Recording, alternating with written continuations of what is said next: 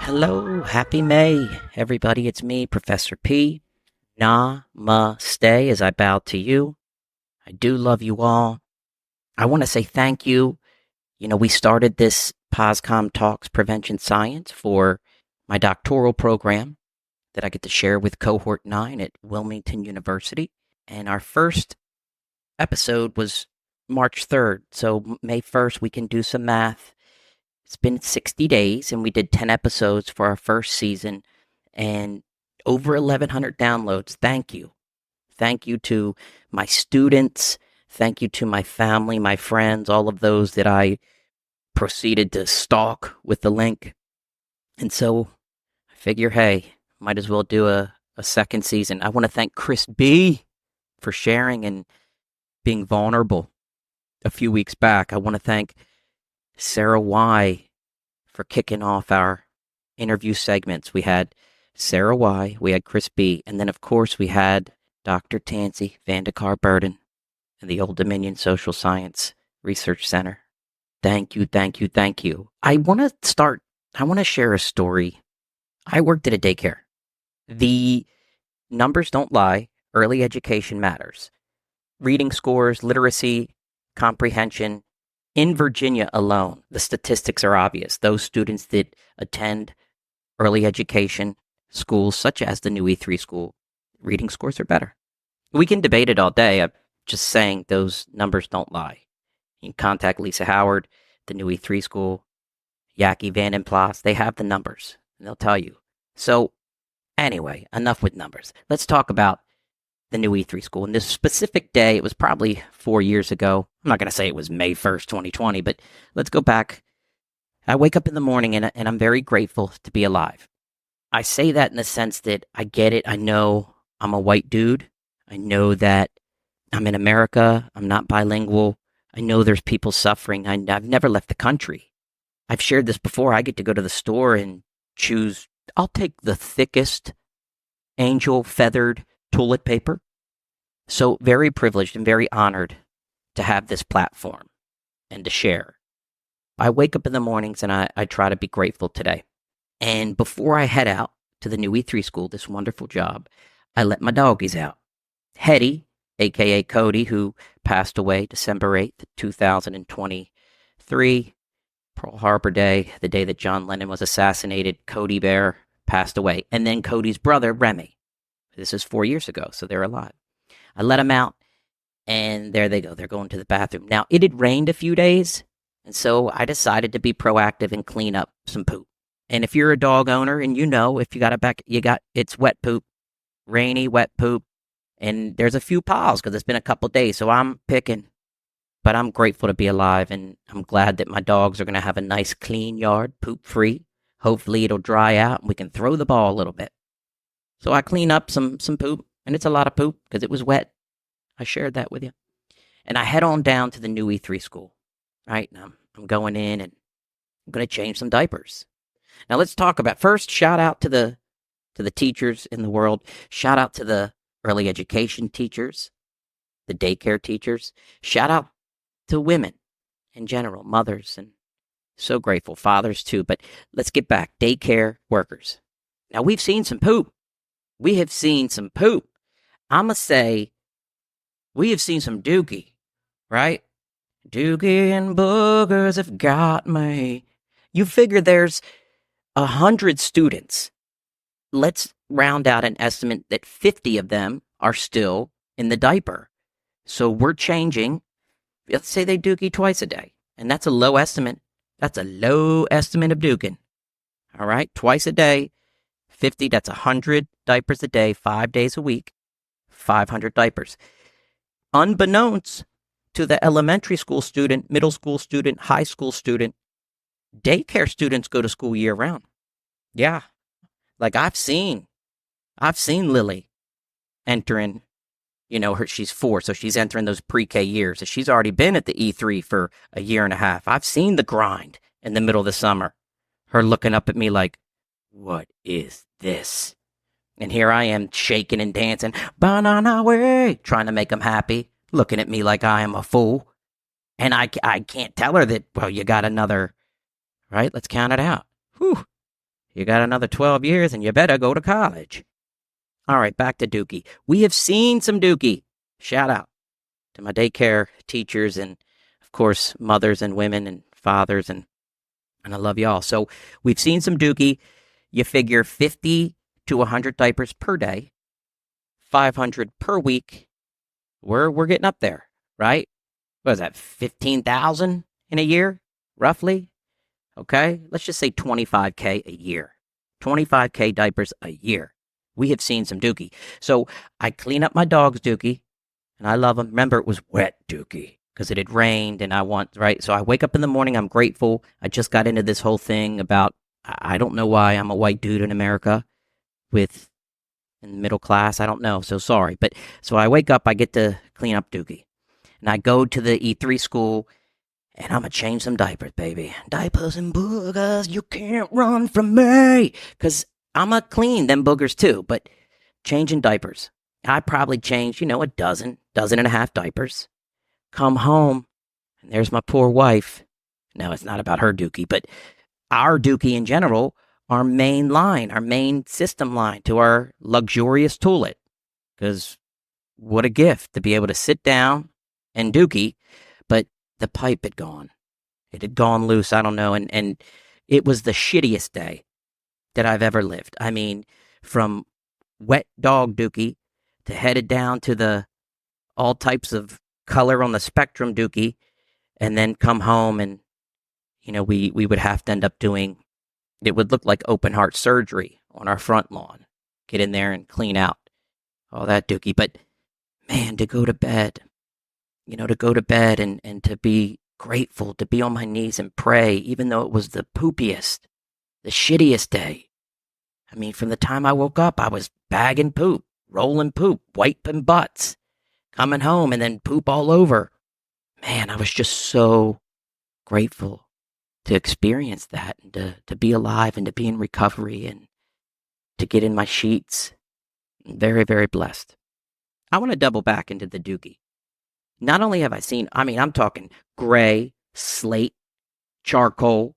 These are colors, by the way. Definitely forest green. I have seen some forest green Dookie. I've seen the gray-green. And depending on, as you're rolling the diaper and maybe the sun hits it a certain way, you're like, whoa, right? I mean, it's hard for the metabolism of a child coming into this world and now eating the food that, all these different colors. One thing that stays consistent, however, is the smell of the Dookie, okay? I mean, look, you figure 25,000 diapers a year, whatever. I mean, it's not like, oh my gosh, this poopy is so bad that, however, there was one Dookie. And I'm going to chalk this up. This was a once-in-a-decade Dookie. And I don't know if, the poor child, I don't know if his parents maybe switched his diet or if he ate some burnt plastic. I don't know. It was a very, very small Dookie. But when you get called on the walkie-talkie, Mr. Adam, we need your help. And you have to evacuate 2 rooms that are attached to this one room because of one Dookie. That's what you call a once-in-a-decade Dookie. And I was there for 3 years. We'd never had anything like that. That's 75,000 diapers. But there was that one. I had to carry it out in a hazmat, in a red hazmat. My poor man. It's not his fault. That was a Dookie. Well, I hope this episode's not a Dookie. I question, why? Is it my ego that I would need to come on and, I'm not a preacher. I'm not a licensed counselor, nor am I a psychiatrist. I don't prescribe medications. I would like to think I can make some diagnoses. I'm very judgmental, especially towards myself. I think we all are. That's called intrapersonal communication. Intra. I want to look at relationships. And specifically, I pull a lot of my knowledge, experience, or what I share here with you, POSCOM Talks Prevention Science, through my own recovery. And if you've listened to some of the shows. If you listen to season 1, how about that? That feels pretty cool to say. If you listen to season 1, you're aware that I'm in recovery. I don't name specific fellowships. That is in accordance to traditions. Fellowships have traditions, not just anonymity traditions, but we promote attraction rather than promotion. So, excuse me, we don't promote. However, it is attraction over promotion. And I don't say specific 12-step fellowship that I may be a member of or I qualify for, because goodness, that would be horrendous if I were to relapse and bring down myself and my children, my family, and everyone around me, and someone were to be like, yep, man, that darn bleep bleep fellowship, man, well, you know Adam, he didn't make it, so obviously, what good is it? And while it's not that cut and dry, there's a whole aspect of God and unity and togetherness. One mercenary came in and changed diapers like there was no tomorrow. While there's one mission, and that's to carry the message, to the alcoholic, to the addict, to the overeater, to the sex addict, to the gambling addict, that recovery is possible. One person can't bring down these fellowships. They've been around, with Alcoholics Anonymous, June 10th, 1935. That's Dr. Bob Smith's clean date. And so that is the official birth of Alcoholics Anonymous. And since then, there's been over 100 adaptations of this concept, 12-step fellowship. Add on 12 traditions. And then there's concepts as well. You can't bring that down. And arguably, it's one of the greatest, if not self-help, millions and millions and millions of desolate, down and out, hopeless individuals like myself have not only found freedom and connected with God, they had no idea, and the families, the healthy families. And so what I'm trying to say is, from diapers to boogers to gratitude, I wanted to talk about relationships, and specifically wanting you to remember that I come from this fellowship ideal, 12-step recovery fellowship ideal. That is how I live in prevention, relationships. So I look at the word itself, relationship. So the first thing that kind of stands out to me is the word ship, right? And so what is a ship? Well, I'm thinking the ocean, big waves crashing down, a boat at sea. More than a boat, a ship is a big old, it's a vessel. Because now I'm thinking spaceship, right? It's a vessel. Or shipment. I'm a transport, transpose. Having a relationship with God. And I try not to bring in any other symbolisms. Like, I try to stay away from this religion, that religion. You're all welcome. We're all welcome here.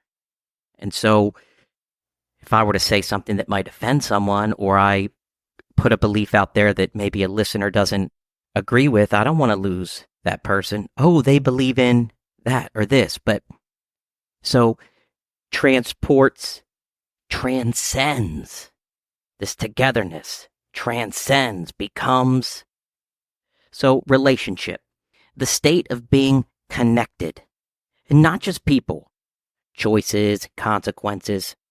There is a spiritual concept within a relationship. When you have two individuals, what goes around comes around, or what you put in, you get out. And you'll hear great marriage experts. 100%, 100%. And that's true. It would be amazing if both partners put in 100%. And both partners also bring in their own dynamics, their own love language. I'm thinking also relationship oneself with God or oneself with, well, there's food. What's my relationship with food? I need it. Can't live without it. Same with water. What's my relationship with these things that keep me alive? Inanimate objects. Fetishism. Like, I can't be the person that I am unless I have this. Whether it's our smartphone, technology in general has, and look, I'm going to say it. I'm going to throw this out there. So I am 41. I remember opening a map, and this is before, I had a printer and then I could look up Google directions and then print the map quest. I'm talking I had a map and I would have to highlight where I was headed, where I'm going. Here comes technology. And look, I can be real quick. I want that instant gratification. That's my relationship with technology. Oh no, my internet's down and I don't know where I'm going. Or, man, my data's out. I can't function without this phone. And it's such a phenomena when I think about the relationship to technology, individuals. I always think of my father-in-law. And so I would think that, for 50 years, he had to use a map when he traveled if he knew where he was going, right? And now here comes technology, and it's only been, that's not even 50%. It's like, 30% of his life lived, technology that he's experienced. But he'll admit it can be frustrating because it's a luxury to have technology. I think about relationships with neighbors years and years ago. Like if you had to get on your horse, right? And you got to head to, I don't know, it would take days. It would probably take days from New York City. It would probably take 3 or 4 days to travel to Washington, D.C. You can I'd like to think that as a doctoral candidate, I do know a lot of things now, which is really cool. I've been in school for like 11 years. So I'm pretty sure it would take a week probably to get to Louisiana from New York City. And this is 1800s, right? No technology. And then you just show up at a friend's house, right? Knock on the door. Hey, come on in. That relationship. Nowadays, don't call me. Don't call me. Baby Judah sleeping. Don't call me. It's so, and I think about thinking 200 years ago, man, like today, Instagram, Facebook, how fast that we can send messages with one another. That relationship, the technology has that connectivity among the world, globalization, instantly. So my brain, I'm always thinking of people I grew up with. Well, I see what's going on Instagram. I can see, oh, I remember that person, 20 years ago. And and it's reinforced sometimes multiple times a day. If I get on, I see, oh, there's that person again. There's how fast all the thinking, essentially my relationship to prayer and praying for other people is exponential in that sense compared to, say, maybe 200 years ago when the population was, at the turn of the century, 1900s, turn of the 20th century, approximately 1 billion people. Were in that 8 billion threshold now. So, and I say back into the 1800s, so we're not even at 1 billion people. You maybe see 100 to 200 people your entire life. Maybe. Especially depending on where you live, if you're not in a city. Where now today, I may see 200 people just scrolling on Instagram, right? And then the billions of people and the interactions and how much thought and people that we can think of today compared to 200 years ago. And maybe a monk or someone that would say, well, meditation, being quiet is listening to God. I can't say that those 200 years ago were closer to God than we are. I believe that, like, my relationship with God is when I see another individual. That's the closest I get to God every day. As soon as I see another person, That's the closest I'm getting. And then if I get to see multiple people, it's amazing. And that's why hugs are, research says, the more hugs you get in a day, that you're growing as a human being. You're growing that intimate embrace, hold, hug relationship, the state of being connected, not just people, but intra communication and how you're viewing the world. And so, like I said, I can be real judgmental, and what goes around comes around. Spiritual concept. What you put in, you get out. If you sleep with fleas, you get fleas, essentially. Then there's terminology, fellowship. Hello, fellow. Membership of equals. Man, wouldn't it be great if it was fellow Earth, membership of equals, or the fellowship solar system? And obviously most people will be like, well, Jupiter's the biggest. Jupiter's in charge. Jupiter's a man. Saturn's a female. The India caste systems, actually, ancient India caste systems disregarded Saturn, just like how they would treat poor individuals and women. Saturn, yeah, she's pretty, but look how big Jupiter is. So fellowship, membership of equals, companionship. I'm back to the solar system again. Neptune and Uranus, they're obviously brothers. I kind of think of Tom Cruise, Rain Man, when I think of Neptune and Uranus. Because Uranus is off its axis a little bit. Not that Dustin Hoffman is off his axis in the movie. He shouldn't be different. He is. He's smarter. That comes with more. But there was some mental health issues there. And maybe Uranus has got some mental health issues. Companionship, partnership, community evolving from the same interests and purpose. Kind of like countries.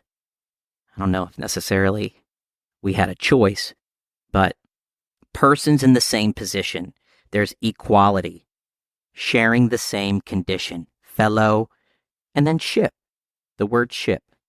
Again, this vessel. Together, we're connected, but now we're headed somewhere. There's a goal. There is a purpose, and we need to get there. We want to get there together. That's what's amazing about a marriage, that type of relationship. You know, when you can work together as equals, companionship, be connected, be aware when you're not connected. And what goes around comes around. Sharing the same condition, the human condition. In a marriage, what is that ship? Well, it's that vessel of across the lifespan. And then all these adversities and resiliencies that we get to experience. We're having children. Oh, we may lose our children. Individuals lose their children. And just how do we get through that? How do we get through those, in a relationship? I mean, can you fathom that? Especially in the 80s, before America's Most Wanted. I mean, there was a lot, and still today, kidnappings and children go missing, and the most horrific things happen to our children. And that relationship, I think that we would see a plethora of outcomes, whether it be they get stronger, they fall apart, they pull apart. And that's a fear. At least I always felt that way with death, losing so many people at such a young age, that start of so many people I've lost. There was this kidnap feel. I'm never going to see him again. Oh, God. And that dread and relationship. How do we hold each other up? How do we keep hope together? One thing that I love, too, is in my marriage, we were, and we were always very spiritual, but we would drive down to Carolina and met with a spiritual advisor a few times before our marriage. Is it based in God? Is it based in hope and faith, support? As our connection, that relationship with others develops, there is growth, there is progression. We move from being abjectly alone, which means to the maximum degree or completely without dignity, to being deeply connected, especially in a marriage, which that marriage relationship is its own fellowship, a fellowship of marriage. Within a relationship, and I say interpersonal, between two, again, we talked about the intrapersonal relationship, like my inside self, my conscience, when I talk to myself, self-esteem, or my relationship with technology or food, money, sports. Complacency, well, let's talk to some folks that have been together for 25, 30 years. My grandparents were together for 60 years. I'm sure there was times of complacency, a feeling of calm, satisfaction with your own abilities or situation, preventing you from trying harder. We see complacency in the relationship with some of our evidence-based programs. I brought up diapers and boogers, but I brought up the new E3 school and how they have taken the concept of early education and turned it into, it's not daycare. I mean, it is a daycare. But when I think of daycare, that's complacency in its own sense. Not those that are working at the daycare. Okay, I'm not saying that. What I'm saying is, are we just going and letting the kids run amok and getting through the day? Well, sure, sometimes. But is there a curriculum like the new E3 school instills this curriculum? All right, so not being complacent, growing within the relationship. What are some other terms for complacency? Rest, and I am tired. Pride. Well, I did record myself speaking on Audacity. I gave it a name. I named it POSCOM Talks Prevention Science. Now, I did that. Here comes some smug and arrogance. Well, I did that for my doctoral candidacy. Okay, well, I achieved what I was supposed to achieve through all of you. So I am self-satisfied and self-fulfilled because we did season 1, got through the semester. Back to pride. Well, let me do a second season. And so I did. But those are other terms for complacency. You're self-fulfilled. You're self-satisfied. You're smug, arrogance. There's pride and there's rest. Doesn't mean that that's what the motive is. I'm not saying the motive is, well, I'm going to wake up and, you know what, I'm going to be self-fulfilled and self-satisfied. That's complacency usually is not a motive. In fact, it's rare that we see complacency in our relationships. You're with someone for 20 years, you may not, until it's brought to the table by the other person. And at that point, it may be too far gone, maybe. And you didn't know what you're working, you're a mother, you're a father, you're doing the best you can.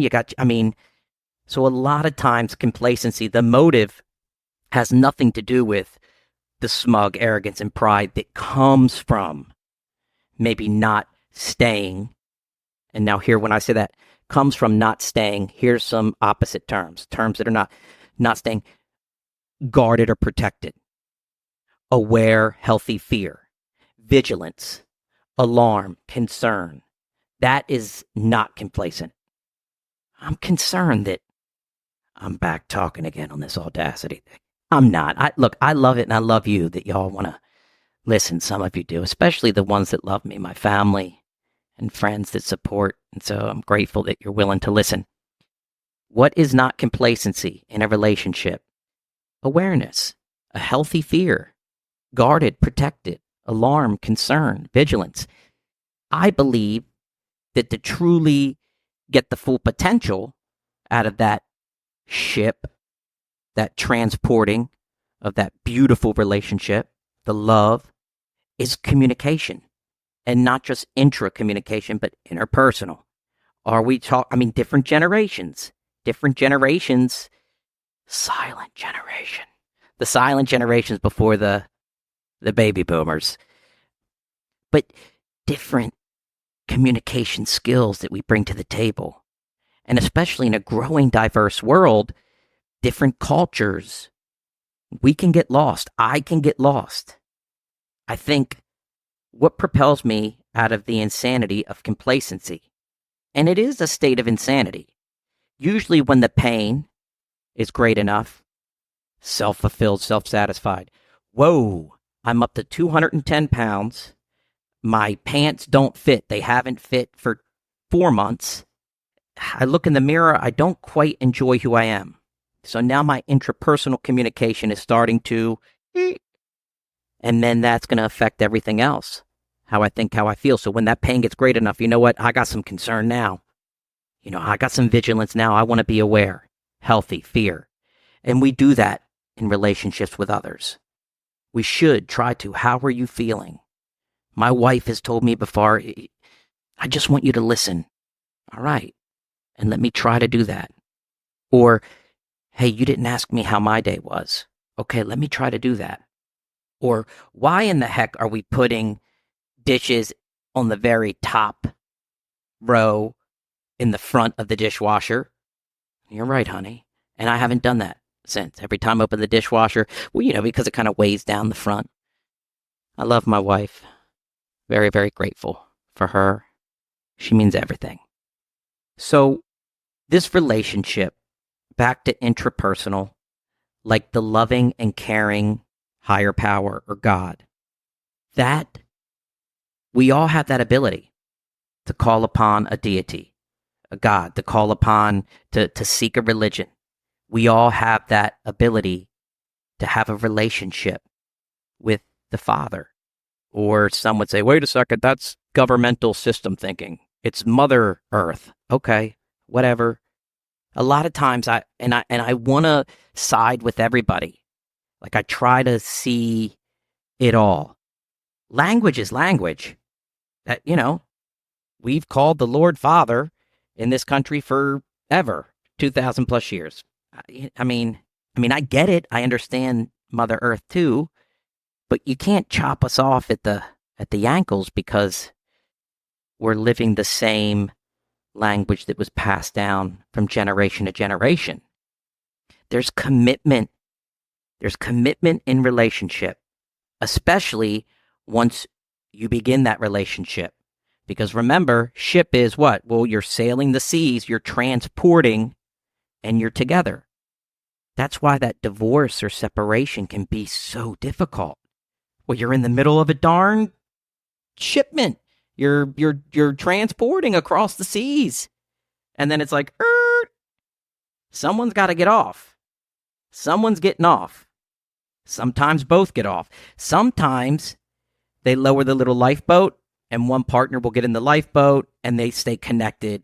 I love you too. We're doing it for the kids. Here comes another ship, comes along. And then that, like sometimes we have those good transitions, but sometimes it gets ugly.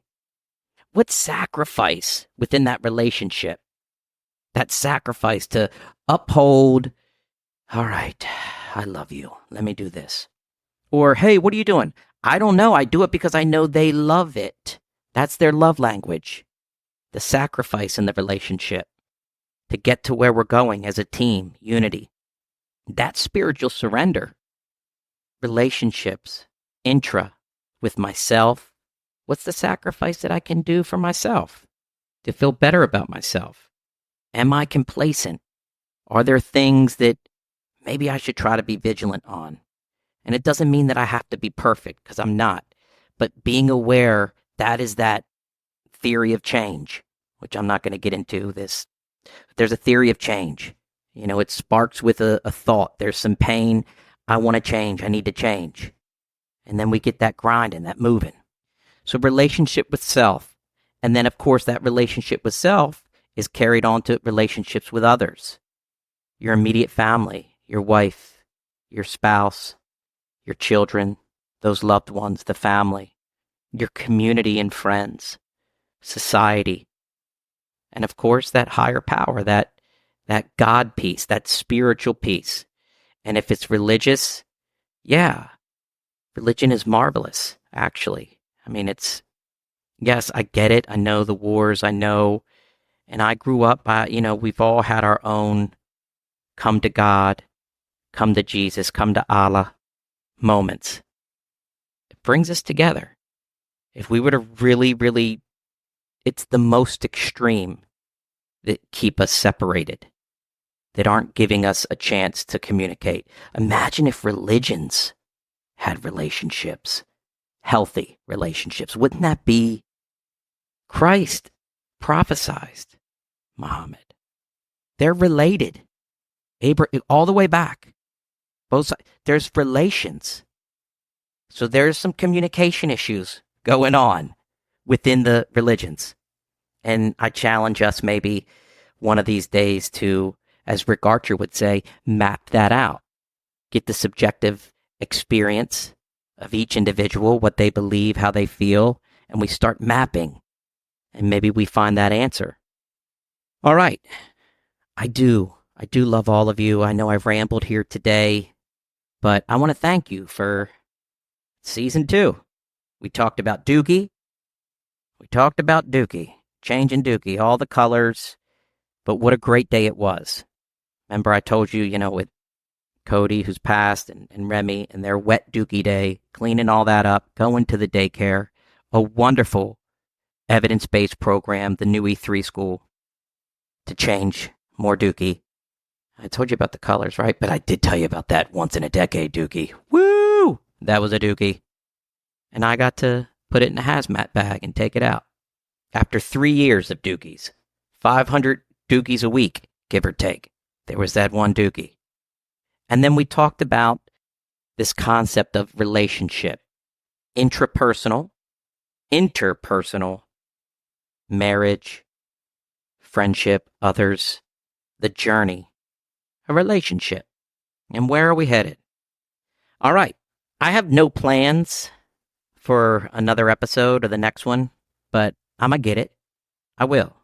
It's dissertation time right now. And yeah, that's right. We got a baby coming. So there's a lot going on. I'm sending love to all those that are in pain right now, to all those that maybe don't understand why, to all those that have to go through time. Time takes time. I promise you, if you are going through pain right now, if you're feeling, I promise you, the lost dream will awaken. It does. It's not in your time. It's not in my time, but it does. You're worthy. We're worthy. And we're worthy of the experiences we go through.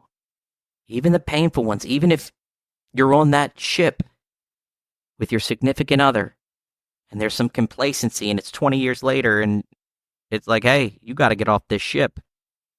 I never want to experience that. There's a lot of things I don't want to experience, but I just believe. I don't know why. I just want you to know I believe in you, I believe in love. All right. Thank you for namasteing, but nama go.